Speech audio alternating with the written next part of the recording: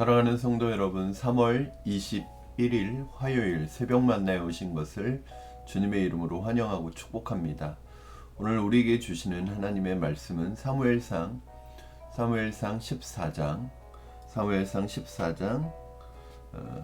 16절에서 23절까지의 말씀입니다. 사무엘상 14장 16절에서 23절까지의 말씀 봉독하겠습니다. 베냐민 기브아에 있는 사울의 파수꾼이 바라본즉 허다한 블레셋 사람들이 무너져 이리저리 흩어지더라. 사울이 자기와 함께한 백성에게 이르되 우리에게서 누가 나갔는지 점호하여 보라 하여 점호한즉 요나단과 그의 무기를 든 자가 없어졌더라. 사울이 아이야에게 이르되 하나님의 궤를 이리로 가져오라 하니 그때에 하나님의 궤가 이스라엘 자손과 함께 있음이니라. 사울이 제사장에게 말할 때에 블레셋 사람들의 진영에 소동이 점점 더한지라. 사울이 제사장에게 이르되 내 손을 거두라 하고 사울과 그와 함께한 모든 백성이 모여 전장에 가서 본즉 블레셋 사람들이 각각 칼로 자기의 동무들을 치므로 크게 혼란하였더라. 전에 블레셋 사람들과 함께하던 히브리 사람이 사방에서 블레셋 사람들과 함께 진영에 들어왔더니 그들이 돌이켜 사울과 요나단과 함께한 이스라엘 사람들과 합하였고 에브라임 산지에 숨었던 이스라엘 모든 사람도 블레셋 사람들이 도망함을 듣고 싸우러 나와서 그들을 추격하였더라. 여호와께서 그날에 이스라엘을 구원하심으로 전쟁이 벳아웬을 지나니라.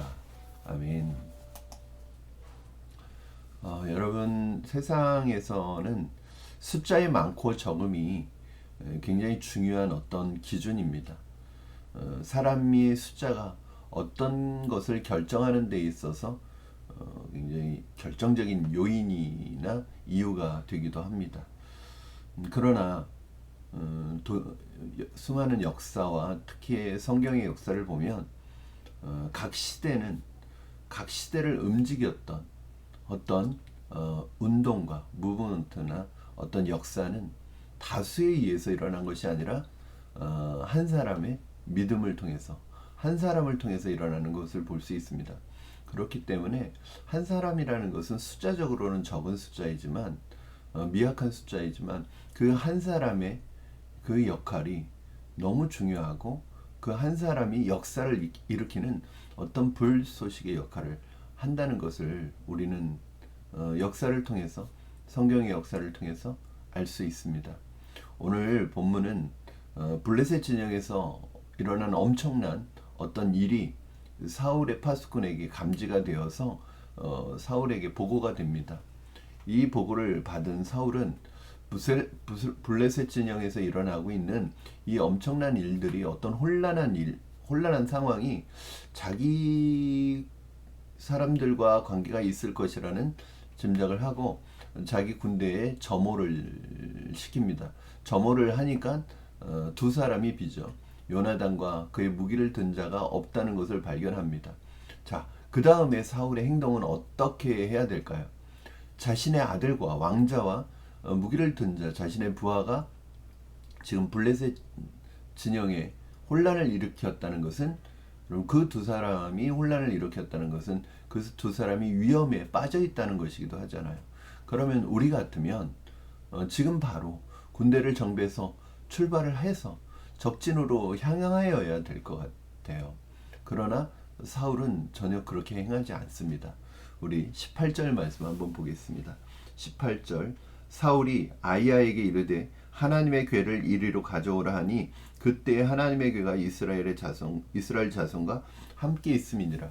그러니까 지금 이 순간에도요, 사울은 어떻게 하고 있어요? 하나님의 궤를 가져오라, 법궤를 가져오라고 아이야 제사장에게 명령을 내립니다. 왜 하나님의 법궤를 가져오라고 했을까요? 지금도 하나님의 뜻을 구하고 있는 거예요.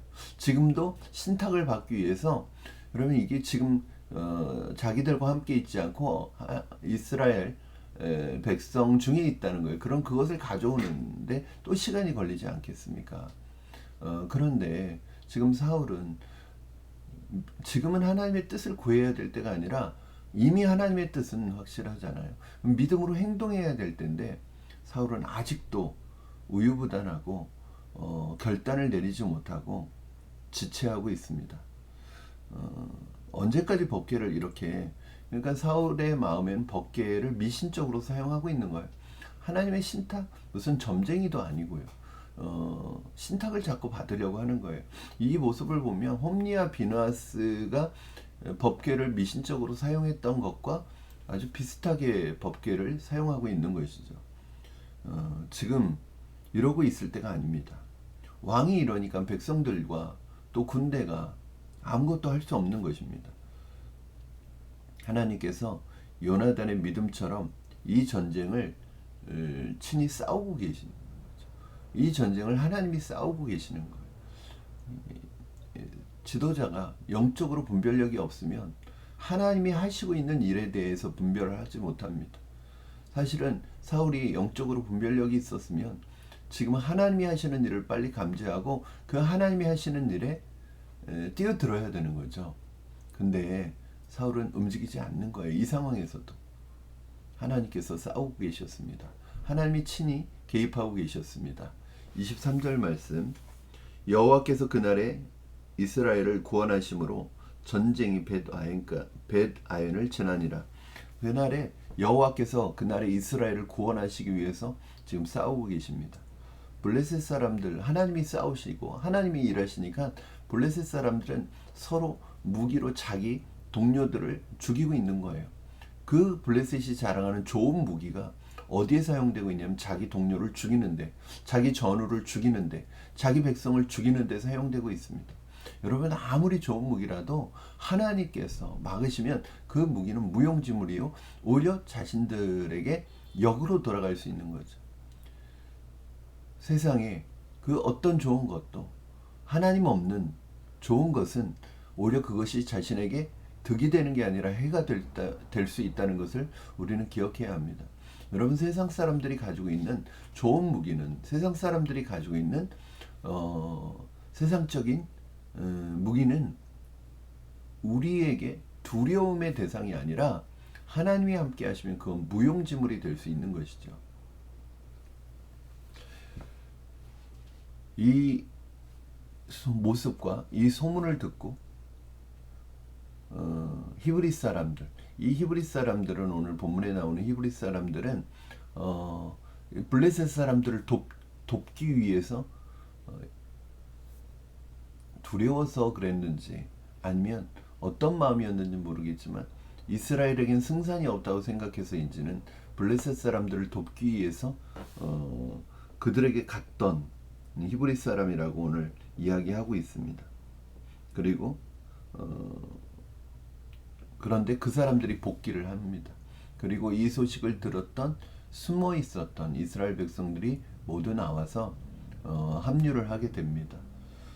여러분, 저는 여기에서 우리가 요나단 한 사람이 믿음으로 행동하니까 하나님이 싸워주실 뿐만 아니라, 하나님께서 함께 해주실 뿐만 아니라 이 소문을 들은 이스라엘 사람들이 이 싸움에 동참하기 시작합니다. 여러분, 역사를 움직이는 사람은 다수가 아니라 하나님께 헌신된 한 사람입니다. 이 한 사람의 믿음이 하나님의 도우심을 이끌어내고 또 그를 돕는 사람들이 붙여지게 되고 불려지게 되는 것이죠. 여러분, 우리가 믿음으로 행동하고 믿음으로 나아가면 하나님께서 그 믿음대로 되게 해주실 줄로 믿습니다. 그리고 그 믿음이 불씨가 되어서 다른 사람들에게 그 믿음의 불을 일으키게 할 줄로 믿습니다.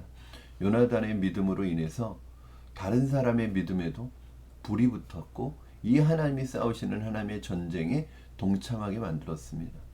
여러분이 소수여도, 믿음의 사람인 여러분이 소수여도 믿음으로 사시기 바랍니다. 믿음을 따라 행하시기 바랍니다. 하나님의 나라와 하나님의 역사는 소수에 의해서 일어났습니다. 그러나 여러분이 믿음으로 살면 여러분 주변에, 여러분 주위에 있는 그 누군가도 여러분의 믿음의 불이 붙어서 동역자가 되고 동참하게 만들고 함께하게 만드는 믿음의 역사가 나타날 줄로 믿습니다. 특히 지도자의 믿음이라는 건 이토록 중요합니다. 만약에 사울이 이 믿음으로 나아갔다면 얼마나 좋았을까요? 그러나 왕자인 요나단의 이 믿음이 이 전쟁에 불을 붙이는 불씨와 같은 역할을 하게 됩니다. 사랑하는 성도 여러분, 상황과 환경을 바라보지 마시고 하나님을 신뢰하고 믿음을 따라 살아가시면 하나님께서 도우실 뿐만 아니라 또 여러분에게 사람을 보내주시고 사람을 붙여주셔서 여러분이 함께 싸울 수 있도록 동참하고 동역자가 붙여질 줄로 믿습니다. 저도 그렇게 기도하고 있습니다. 하나님, 제가 믿음으로 나아갈 때 돕는 자들을 붙여주시고 그런 것 같아요. 항상 우리 예상하고는 맞지 않는 것 같아요. 저 사람이 나의 동역자가 되리라, 저 사람이 나를 도와주리라 생각했던 그 사람이 아니라 하나님께서 그 누군가의 마음을 움직이셔서 그 사람을 통해서 하나님의 일들을 이루어 가실 줄로 믿습니다. 사랑하는 성도 여러분, 기도하겠습니다.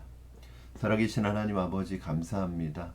오늘 말씀을 통하여 우리의 믿음의 행동이 하나님의 도우심을 또 받는 통로일 뿐만 아니라 우리의 믿음이 다른 사람의 믿음을 불러일으키는 불씨의 역할을 할 수 있다는 것을 다시 한번 깨닫습니다. 하나님, 항상 어느 시대에든 믿음의 사람은 소수였습니다. 믿음으로 내가 살면 그 믿음의 불이 다른 사람에게 붙여지고 옮겨져서 함께 믿음으로 살아가는 사람들이 붙여지고 또 모여지고 동참되어질 줄로 믿습니다. 내가 먼저 믿음으로 살게 하시고 그 믿음의 선한 영향력이 내 주위의 가족과 이웃과 또 다른 성도들에게 옮겨붙어 함께 믿음의 공동체를 위한 이 영적 전쟁을 싸워나가는 한 마음, 한 뜻, 한 공동체가 되게 하여 주시옵소서. 하나님께서 사람들을 보내주시고 사람들을 붙여주실 줄로 믿습니다. 하나님만 의지합니다. 하나님만 신뢰합니다. 감사드리며 예수님의 이름으로 기도드립니다. 아멘. 사랑하는 성도 여러분, 오늘 하루도 주님께서 여러분 안에 그 믿음을 불러일으킬 줄로 믿습니다. 하나님께서 여러분이 믿음으로 살면 하나님이 사람들을 붙여주시고 또 사람들을 보내주실 줄로 믿습니다. 하나님이 일하실 줄로 믿습니다. 우리 오늘 하루도 믿음으로 사시는 여러분 되시기를 바라고 우리 내일 또 새벽 만나의 말씀으로 찾아뵙겠습니다. 오늘 하루도 믿음으로 승리하십시오. 사랑하고 축복합니다.